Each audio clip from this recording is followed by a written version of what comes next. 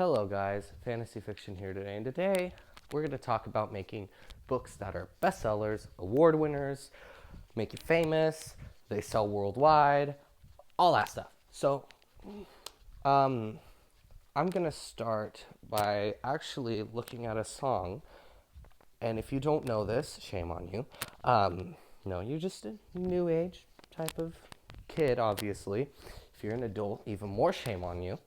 Um, Freddie Mercury. It's a song by Queen, and it's Bohemian Rhapsody.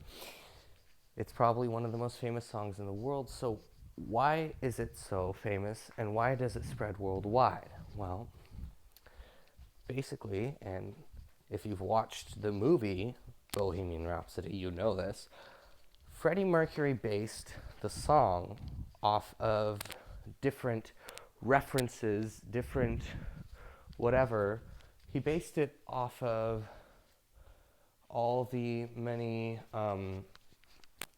classical pieces he'd read, and all the all the knowledge he'd gained from reading, I think, and whatnot.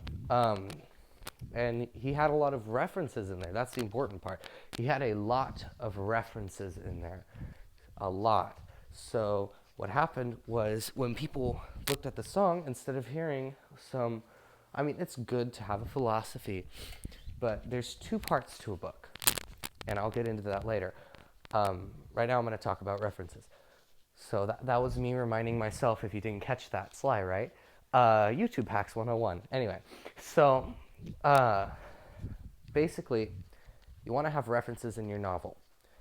And that's what's going to get people to be interested, because they know what you're talking about. They're going to pause for a moment, and they're going to say, oh, I know what that is. That's what that is. That's right. So the thing is also, though, references have to do with your audience.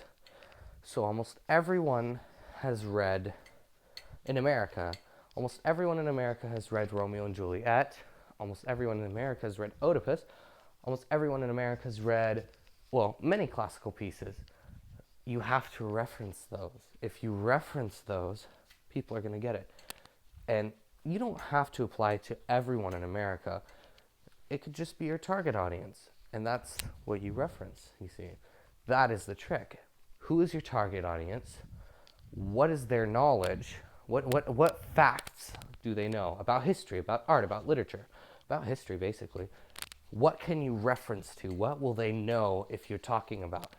So if I'm applying to guitar players, I'm not going to talk about, I'm not going to make a character, well, I might make a character, but I'm not going to talk about carpentry, I guess. I'm going to talk about tempo. I'm going to talk about Raschiato. I'm going to talk about flamenco. I'm going to talk about classical pieces. I'm going to talk about famous guitar pieces. I'm going to talk about jokes about the guitar. If I'm talking about fencing, if any of you fence, I fence, I'm not going to start talking about, I don't know, let's say, how to make a refrigerator, or interplanetary spaceships. Unless, of course, it's a fantasy and my fencing blade happens to take me into outer space at the same time as allowing me to stab aliens. So, anyway, that's the thing. You want your book to be geared to get people into it. So, references, I call them hooks, because they hook your audience. So, it's basically when you've read a book and you go, oh, that's what he's talking about. Okay, yeah, that's right. I know what that is. Or maybe if you are like me, you read Romeo and Juliet, which is, about swordplay. And when they said alla staccata, carries it away, you knew what that meant. And you knew that meant that now he got the guy by poking him instead of smacking him atop the head with his blade, because that's what staccato is. Anyway, so you want references in there. You want to have references. You want to have certain things that the audience will go, oh, I know what that is. Oh, yeah, yeah. And why is that? Because then they read the story even more. You could have literally just references Bohemian Rhapsody. So basically, yeah, Bohemian Rhapsody was all references. I don't think there was any real story to that. There might have been, but I don't think there was. It was literally just references in musical rhythm. And so many people looked at it and they learned about all these other classical things they hadn't learned about because of what was referenced. They were already a famous band, but Bohemian Rhapsody hit the radio like a hard rock hits a wall. I mean, well, maybe not, but it was a hit. So like a hard rock hits a human being. How about that? That's a lot more civil. Beyond my stupid sarcasm, that's what you want to do. You want to have a mixture of references, and to the second part, the lesson. So the lesson, what is the lesson? You have to have a lesson, and this is the tough part about writing. References are tough, but the lesson's even tougher. So the lesson is what readers take away with your book. And thing is, all of writing can be tough and all of writing can be easy. I look at it as easy. And this is why. Because it's how you look at it. It's about how clever you are and how masterful you are and what your tone is. So, for instance, your lesson, I'm writing a book right now, to use an example. I'm writing a book right now. If it comes out, it's called Dull the Blade, right? So it's about high school. It's about the son of a Spaniard immigrant named Lucas and another kid named, Joan. And I know that is a girl's name, but I spelled it Jone. It's creative. People will remember my book for that. So you do have to have a tad bit of creativity. Anyway, so the thing is, with the Spaniard, instead of just, oh, he's Spanish, and I'm not going in on that, I am using reference after reference. Every night before bed, he has a tablespoon of olive oil. His dad drinks olive wine. Everything's olive, olive, olive, olive. He has 2 dinners, just like in Spain, and all sorts of stuff. And he plays the guitar like a badass. And as for Joan, he just lives in a cool English house and he has a dog. So you have that. And in order to figure out what the lesson's gonna be, I was actually inspired after working on myself, thinking, because I do that frequently, I think about and I dig on myself. Okay, why am I feeling sad right now? Because I'm lonely. Okay, what's that? And I realized, because I constantly used to feel extremely sad when I was around males my age. I actually, for a time, I thought I was gay, but I'm not. And I realized what it was. I have, ever since I was born, wanted a brother. And I know there are others like me out there. So this is about that. That's Lucas. Lucas wanted a brother. And his mom stepped out at the age of 5 and whatnot. So they're going to find out, because his mom, and it's a love square, haha, not a love triangle, his mom is going to date Joan's dad, Gary. So Lucas's mom broke up with... Sorry, my nose. I'm still a little sick. Lucas's mom broke up with Gary. Well, no, broke up with Lucas's dad, and then now he's dating Gary, Joan's dad.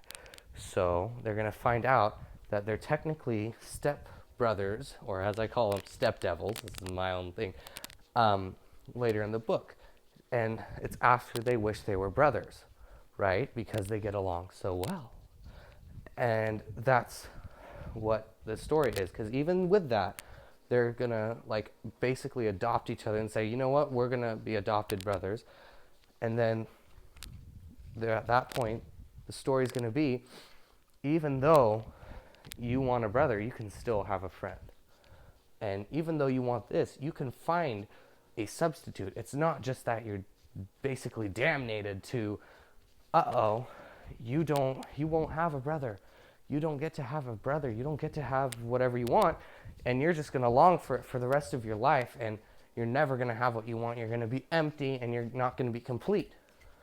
That's the story. The story is you can have what you want, and when you find it, you can have it over everything else. So that's what the story is about. And that's the theme. Because, yeah, you want to, that's the thing. If you're going to write a book, you can't just dilly down. I mean, it's good to write a book for fun, just, for fun, because some people don't like tearjerkers.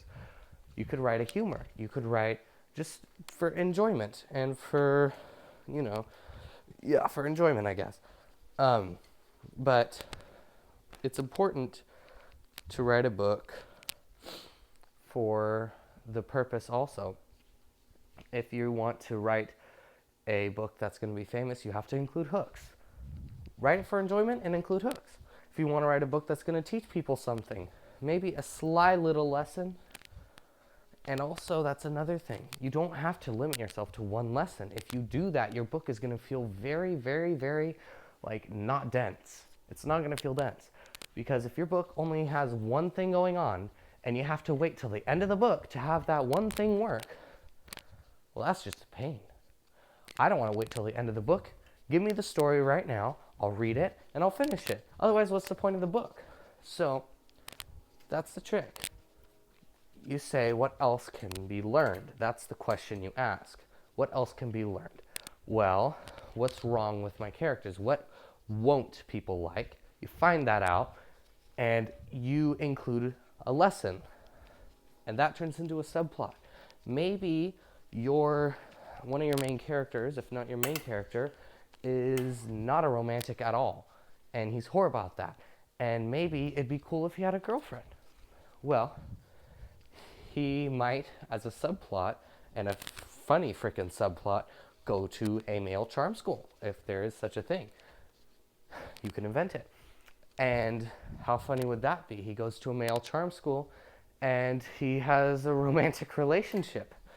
And from the male charm school, after going to the wrong charm school, which is a female charm school, and then, what do you know? He meets the love of his life. And they're both not charming, and they're both disgusting, but hey, you gave them a girlfriend, and now the audience is happy. And dying of laughter. So that's the thing. You want to make your book feel dense. You need the little things, and you need the big things, and you need what's in between. You need it all. Except for when it comes to hooks. You do not want the hooks to be something that most of society or most of your target audience will not understand. And you want to sometimes keep your target audience the same. So if I'm applying to fantasy readers, I don't want to apply to, okay, well now I'm going to switch and I'm going to write Western romance. So what I do personally is I have an introduction that states what this is, who this is intended to reach, my target audience. I'm going to state, what this is. This is a book, who it's intended to reach, what the age limit is, or not the age limit, but what age, and then basically goes over, okay, yeah, it has some cussing, okay, yeah, it has some sex, whatever. I'm not just going to give this out without a fair warning. And then after that, any notes, any extras about what I'm intending. And it's a 4-paragraph, easy little introduction. And then you can continue and start with a story. See what I mean? And then if someone picks it up and they read my introduction, they know, okay, 3rd paragraph down, that's going to be the whatchamacallit. 1st paragraph, okay, now I know what genre it is. Okay, oh no, I wouldn't like that. Yeah, let's not. They know that is my introduction, and they know exactly where to go to figure out what it is. And it's going to be the first sentence, or whatever sentence, or whatever, So that's the thing. You can write whatever genre you want. Anything can happen, whatever works. But it should not just be about making the money, which is where people go wrong. A lot of people write to make money. It doesn't work like that. It's not necessarily that you won't be famous and you won't make money. You will make money if you write because you love writing. If you love writing, then you're going to do a good job. If you love architecture and you're going to write a fantasy book, Not gonna work unless you love fantasy too and you'll love writing as well. If you love fantasy, you don't like writing, make a video game, dude. So, and that's what I'm saying. It's important that we, as authors, express themes and we express them in a good way. That's why I think a lot of times we need to be more careful. We write all this stuff that teaches people when you're angry and you're angry at someone, you just let him have it. If you say that to someone whose ex cheated on her, they're going to let him have it right in the head with a bullet. I mean, come on. Be smarter than that. So, that being said, just be careful what you write and try and write well, include hooks, and make sure that your grammar's good. My next video, I think I'm just going to do it right after this. It's going to be about figurative language, metaphors, similes, all that. And I'll go over it. And I'll go over what the problem is, as there's always a problem. Cannot be perfect. Well, you can, because anything's possible. But yeah. So anyway, and also I apologize for the awkward ending in advance, because I am not necessarily good at endings to videos. But so, all right, adios, fantasy fiction. I will see you guys later. And write in the comments what you guys want me to talk about next, and tell me how you guys like Inside the Pocket. Fantasy fiction out.